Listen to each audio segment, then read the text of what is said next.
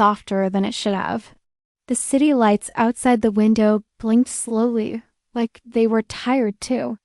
The room smelled faintly of soap and warm sheets. He lay beside me, close enough that I could feel his heat. Not touching, not yet. I stared at the ceiling and listened to his breathing. Slow. Calm, too calm for someone who did not fully belong here. This is already a mistake, I thought. But I didn't move away. We met at a small gathering.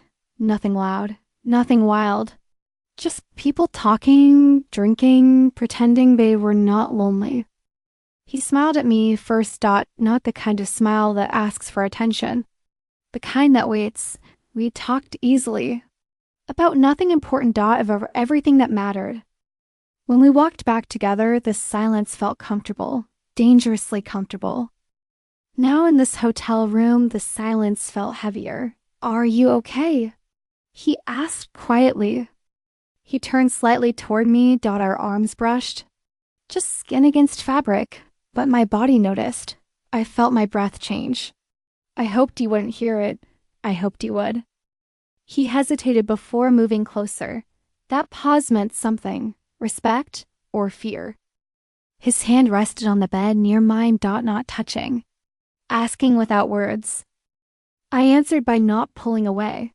When his fingers finally touched my arm, it was light, careful. Like he was learning a language he already knew. My skin reacted fast. A quiet warmth spread through me. I closed my eyes. Don't get attached, I warned myself. This is just a moment. But moments have weight when you feel too much. We kissed slowly. Not hungry, not rushed. Just mouths learning the shape of another presence. His lips were warm. Soft. They stayed longer than they should have. We should slow down, he whispered. I nodded. But my hands were still on him, on his chest, feeling his steady heart. That heart did not belong to me. I knew that. We lay down again. Facing each other now, our legs touched. The contact felt electric in the quiet room. His hand slid to my waist, over fabric. Still gentle, still controlled. I wanted more. I hated myself for wanting more. I pressed closer. Just a little. He froze for a second, then relaxed. We stayed like that. Wrapped in heat, wrapped in knowing. Nothing crossed the line. But we stood right next to it, and that was harder. Later, sleep found us. Not sudden. Not deep. Just enough. I woke up once in the night. The room was dark. The city quiet. He was asleep. His arm around me now. Heavy. Protective. I lay still, listening to his breath. Feeling the truth settle in my chest. You will wake up alone, a voice inside me said. Or worse, you will wake up knowing. Morning came slowly.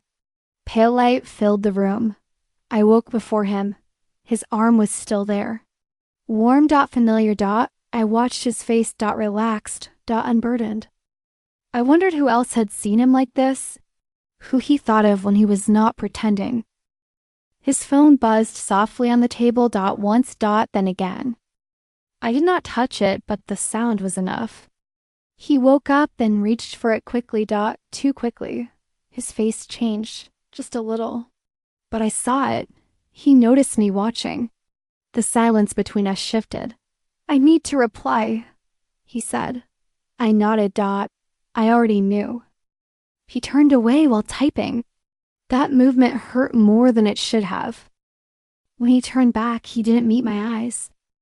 I should tell you something, he said. I smiled faintly. You already are. He sat on the edge of the bed, ran a hand through his hair. There's someone, he said, not here, but there. The words landed softly, but they stayed. I know, I replied. He looked surprised. I felt it, I said, in the way you touched me, and in the way you didn't.